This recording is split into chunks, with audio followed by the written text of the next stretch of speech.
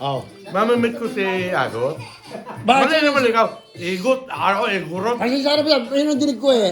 Asa ko ngayon Hindi, eh. ang una kong girlfriend, Oh. si Beng, Oo. si Kem. Oo. Pero isa yun.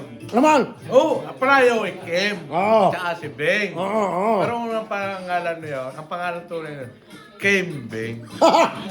Dahil po na, taga... Ladis puli.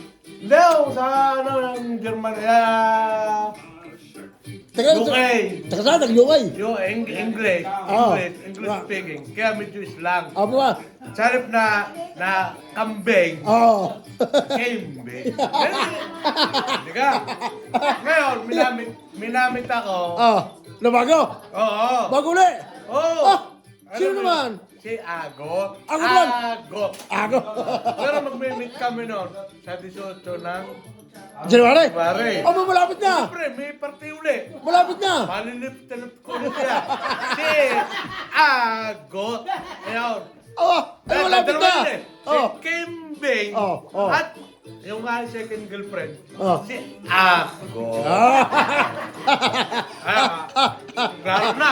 Sabi mo kanina, si Igo. Paano naman yung dinig ko ngayon Igot? Yung pala si Agot. Mali pala yung aking narinig. Agot. Agot. Medyo mahaba-haba. Agot. Wala naman. Oh, pwede rin i-chop-chop yun. Parang chop-chop lady ba? Chop-chop lady.